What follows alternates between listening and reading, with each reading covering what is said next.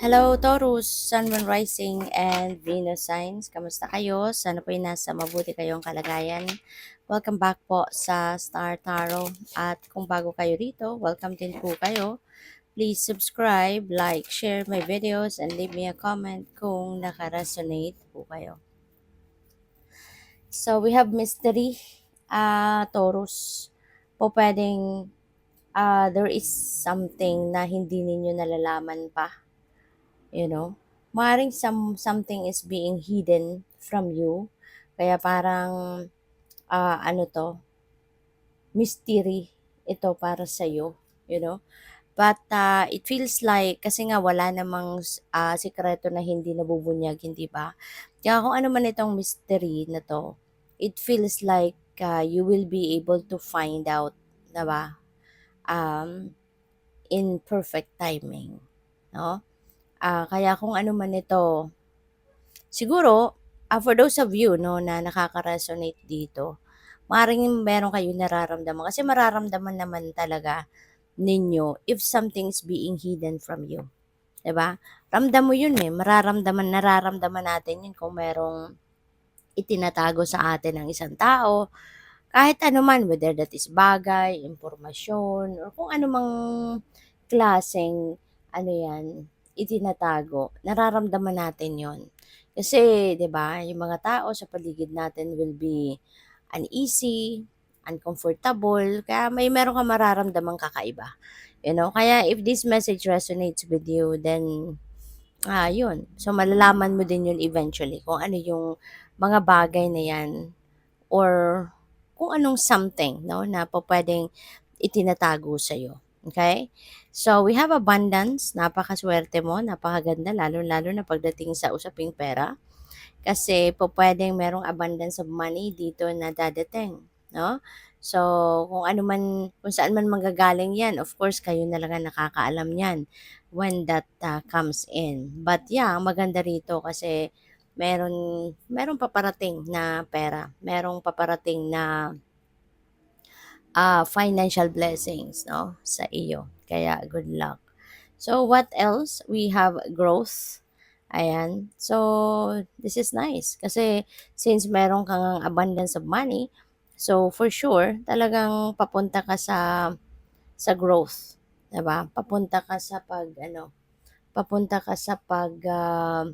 pag-asenso, pag-usad sa buhay, papunta ka sa um, pag-evolve, 'di ba? So maganda 'to, 'no? Kasi maaaring kaya kayo magkakaroon din ng abundance of money dahil doon, 'no, sa meron kang mga tagumpay na makakamit na maaaring nagkaroon ka ng financial reward, 'di ba? Nagkaroon ka ng return of investment, mga gano'n. Kasi ito asensado ka na, 'di ba? Matagumpay na kung ano man yung mga um, pinagkakakitaan ninyo, gano'n. So, mas marami na ngayon yung nare-receive ninyong kaperahan, ganyan, no?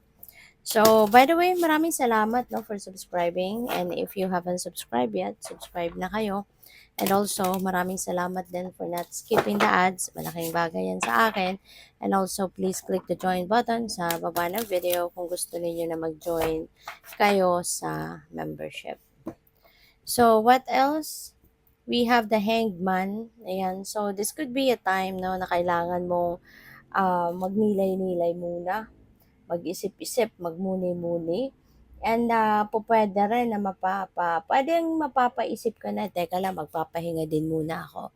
'Di ba? Kasi galing ka naman sa tagumpay, eh. You have growth, 'di ba? You have abundance. So, parang it's about time na for you to take a breather din muna. It's about time din para huminga ka din muna, 'no, yung gano'n. Kaya, pupuwedeng maiisip mo din ito na, "Okay, parang bigyan ko din muna yung sarili ko ng konting time para, um, makapagpahinga, makabawi naman sa mga oras, 'di ba, na napagod ka, na-stress ka. So, ngayon parang pahinga ka din muna, 'no? So, yun ang napi-pick up ko dito. And this could be a time, 'no, na sa pagpapahinga mo maaaring mas marami pang ideas ang papasok sa isip mo. Maaaring sa pagpapahinga mong ito, magkakaroon ka ng mas maraming plano, 'di ba, na pupuwedeng mag-arise sa isip ninyo kaya, go for it. So, we have the Knight of Wands, ayan. So, this could be travel ano, for some of you, Taurus. Pupuwedeng iti-treat mo din naman ang sarili mo dito for travel, for the success, 'di ba, na na-achieve ninyo. And, pupuwede rin na ang iba sa inyo dito baka merong mga opportunities na dadating, may mga bagong offers siguro na papasok dito, 'no. So, and, also reminder ito para sa inyo kasi si Knight of Wands is a fast moving energy, 'di ba? Kaya pupuwedeng ma-excite ka, 'no, and with that excitement baka hindi mo na mapag-isipan mabuti yung kasi kumbaga nasa cloud nine ka pa, eh. Galing ka sa tagumpay, eh. So, maaaring nasa cloud nine ka pa. Kaya minsan 'no, kapag nandodo'n tayo sa, stage na 'yon na parang sobrang excited tayo, minsan hindi tayo nakakapagdesisyon ng maayos, ng mabuti. Kaya, sundin mo na lang kung ano yung bulong ng intuition mo. Listen to what your intuition is telling you. Listen to what your intuition is, you know, binubulong sa'yo. Okay? Para nang sa gayon, kahit papaano, 'di ba, magagawa mo pa rin talaga kung ano ang tama, kung ano ang dapat, at kung saan ka dapat na mapunta. Okay? So, we have Five of Cups. Ayan. Ang iba din naman sa inyo rito, merong mga panghihinayang, ano? Merong mga panghihinayang or pupuwedeng merong mga lungkot because, pupuwedeng kailangan mong umalis. So, feeling ko, ang iba sa inyo dito maybe, will be promoted, 'no? Um Siguro ang iba pupuwedeng mapo-promote ka and you will be transferred to a different place. Pupuwedeng malilipat ka ng ibang branch kunyari, 'di ba? At ang promotion na 'yan puwedeng ma-reassign ka sa kung saan.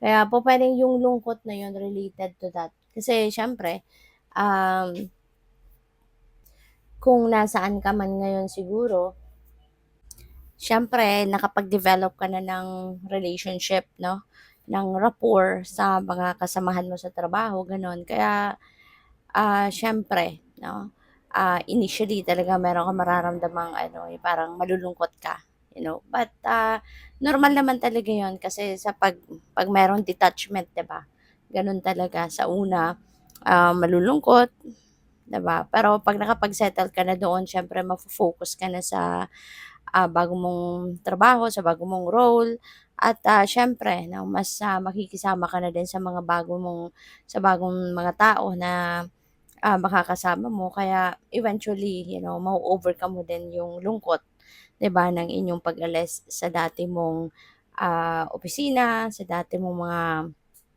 kasamahan sa trabaho, yung gano'n. Kaya that's fine, you will get through it. So yun, good luck and congrats. Thank you for watching. Love and light. Namaste.